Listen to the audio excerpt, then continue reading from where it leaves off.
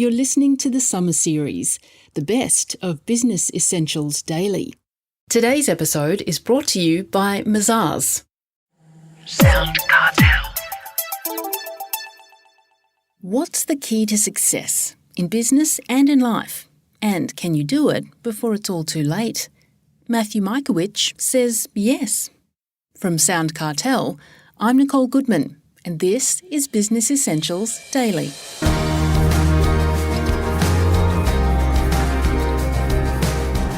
Matthew Michalewicz is one of those go-getters, determined, constantly setting and achieving goals and moving on to the next big thing, an entrepreneur of epic proportions. From 1999 to 2003, he raised more than $15 million in venture capital for New Tech Solutions, a company he co-founded in the United States. He encouraged a range of high-profile leaders to sit on the board, including a former Polish president, a Nobel Peace Prize winner, a former national security advisor to the US president, and world-renowned fraud expert Frank Abagnale, the subject of Steven Spielberg's Catch Me If You Can. In 2005, soon after arriving in Australia, Matthew co-founded and grew a supply chain optimization business from 0 to 180 employees in 7 years, with a revenue of $20 million. Solve IT software was sold to Schneider Electric in 2012, when it was the third fastest growing company in Australia. These days, Matt Michalewicz is co-founder and managing director of Complexica, a leading provider of artificial intelligence software. Matt is also author of several books, including Life in Half a Second: How to Achieve Success Before It's Too Late. We're often reminded that life's short, but life in half a second? Matt Michalewicz explains what that means to Chris Ashmore. It's really a metaphor for the shortness of life, and it's calculated as scaling down of the length of how long our planet's been around. So our planet's been around 4 billion years, and if you scaled it down to 1 year, from 4 billion to 1, then your whole life would be half a second on that scale. So it just illustrates the shortness of things. Well, to make most of one's life, to achieve success, you've recognised 5 steps, or doors, as you call them in your book. Well, let's start, obviously, with the first door, which is clarity. Yep. So what's important to note is success means different things to different people. Success for some is winning a gold medal at the Olympics. For others, it's being a good parent. For others, it might be higher education, fulfilling a career. For others, it might be money. So it has different definitions. And you've got to be clear on what your definition of success is, because that's what's going to guide your actions and your efforts and so on. So success, whatever it means to you, begins with being clear on what it is and define it as a goal. My goal is an Olympic medal. My goal is to build a business. My goal is to start a family, build a charity, whatever it might be. Absolute clarity on what your definition of success is. And how do you be clear on that? Is it always having it in your mind every day? Well, yes and no. If you look at the second door of success, desire, it's really trying to understand what's important to you. Statistics show that most goals are abandoned. They're not achieved. 80% of goals are actually abandoned. And the reason is people set goals and create definitions of success that are not aligned to what's important to them. Like they might set a goal for a promotion at work, but deep down inside they hate their job. So there's a misalignment there. So you create goals by really understanding what's important to you. What are your values? What are your dreams? What are your aspirations? What are the things you want in life? And distilling that into a goal that you write down and you review on a regular basis to make sure it's in front of you, front of mind, as you go through your day and you go through life. But if you don't have desire for what you're doing, quit now, because you will always be beaten by people that do have desire for it. Do something else. Do something that is aligned to your desire. Well, that brings us to the third door. You say belief. How do people acquire the confidence and self-belief to achieve their goals? Great question, and belief is one of those sometimes perceived as an airy-fairy subject, or you got to believe to succeed and so forth. It's really quite straightforward. What you believe dictates your actions. And as a simplistic example, if you believed that this building is on fire right now, you would act in a manner according to that belief. It doesn't even matter if it's on fire or not, because you believe it is. So if you believe you can succeed in something, if you believe that something is possible and achievable, you act in a manner consistent with that belief. But if, on the other hand, you believe it's impossible, undoable, you never begin. So belief is critical because it dictates your actions, what you do.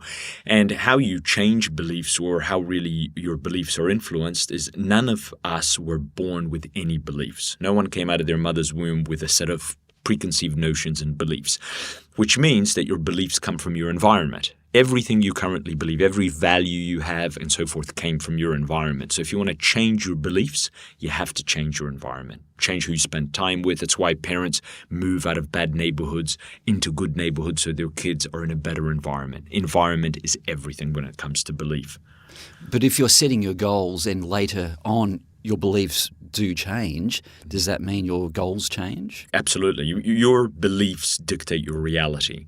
So if you set a goal to lose 50 kilo because you're overweight, and at some point you get discouraged because people around you say, oh, I've tried to lose weight and it didn't work for me, and that dieting doesn't work, and you'll get all the weight back and so forth, you might stop believing that you can lose the weight. And once you stop believing, you stop acting, and it's the end of the road. So critical to surround yourself with people that have the opposite influence. Of course you can do it. I was overweight and I lost weight and I was this and so on. Then you keep believing. In fact, it will reinforce your beliefs.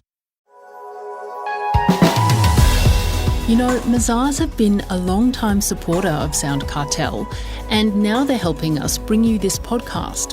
To find out how Mazars can support your business, visit mazars.com.au.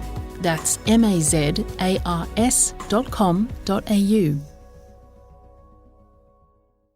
Well, then we're coming on to the fourth door, which is knowledge. And you say knowledge isn't about which path you take. It's about knowing the paths and their different characteristics.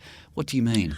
Between where you are and where you want to be, there is a way of getting there. It won't guarantee that you'll get there. If you want to lose weight, the path is you've got to change your eating habits, you've got to start exercising. There's a path, right? And a limiting factor for many people is they don't know what the path is. A classic example is someone's in a job, they're in debt, mortgage, and so on, and they want to have their own business, get out of debt, and do the things that they want to do. But they don't know how to do that. The path's missing. So knowledge is about really understanding what are the possible ways to get to where you want to be. It's educating yourself, reading how others did it, spending time with people that did it to understand what are the steps that you might have to go through to get the goal or outcome that you're looking for. And then there's the fifth and final door, action. None of the other doors are worth much if you don't actually do anything. Correct. All the other four do is set you up for action, but you can't get in shape by reading a fitness book. It'll give you a lot of knowledge. It might make you increase your desire, but it won't actually change your body. You won't get rich by reading a wealth book. It requires action. And the thing that I've learned and studied over the years is not sometimes, but almost always, it's easier to take action if you break your goals down into steps. Instead of just having a big goal, I want to lose 50 kilos, what if you just broke it down into bite-sized steps? And your first step might be reading some fitness books, getting a consultation with a trainer, easy things. Then you might want to lose a couple of kilos. By a big change how you eat, change some of your behaviors, do a walk in the morning. So the key to action is kind of breaking down the goal that you have into steps that become more bite-sized and easy to follow. Well, for many people, I suppose fear is a major setback to achieving the goals. How does anyone overcome that fear? There's many ways, and I talk about some of them in the book, but just two simple ones that people can adopt. One, analyzing your fear has a way of defanging it, because fear is an emotion. It is, this uncomfortable feeling in the gut, panic, goosebumps, or whatever it might be. If you just step back and think about your fear, you immediately move it from an emotional space to a logical space. So labeling the fear, analyzing it, what am I really afraid of? What's the worst possible outcome? What could really happen? Has a way of reducing the severity of that fear. And the other thing is, in psychology, fear and desire are opposites, and they're opposites that tug you in opposite directions. So if you desire something like quitting your job and starting a business, you really want to do that, but you fear at the same time quitting your job, the income, the uncertainty of a business, at that moment you should logically ask yourself, which is greater, my desire to quit the job and start the business, or my fear of not doing it, because one of those two emotions is going to win at that point. Fear will hold you back, or desire will push you forward. So the more analysis you put around fear, the easier it is to overcome and rationally think about what you're doing. Final question, Matthew. Do you live your life like it's your last year? And if so, how so? Yeah, in many ways, yes, and in some ways, no. So starting with the minority of ways of how I don't is you have to do some things today that provide benefits in the future. So if you knew definitively the world was ending in a year, you wouldn't do those things because there is no next year. So like creating a business.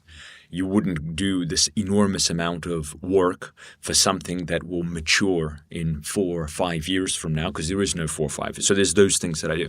So not even every year, but on a regular basis, what are the things we want to do? What haven't we done? Or we want to go to Mount Everest, or we want to go and do a river cruise in South America, or whatever it is. Do it now. It's not that kind of we're going to put it off sometime in the future and so forth. We try to live while we're relatively young and healthy and able, really executing on the things that are close to our heart that we want to do and see, rather than deferring to some point in the future. So that is a common kind of feeling that I live with. Urgency. Today could be your last. I don't walk around thinking today could be my last day, but definitely with a sense of urgency. You never know when your time is up.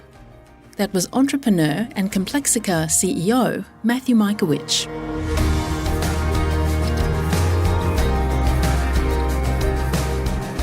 This episode of Business Essentials Daily is produced by the team at SoundCartel. Thanks for listening. I'm Nicole Goodman. We'll bring you more Be Daily tomorrow. Follow @BE Daily Podcast across social media and head to bedaily.com.au for more from the Business Essentials Daily podcast. SoundCartel. This episode was brought to you by Mazars. To find out more, visit mazars.com.au. That's mazars.com.au.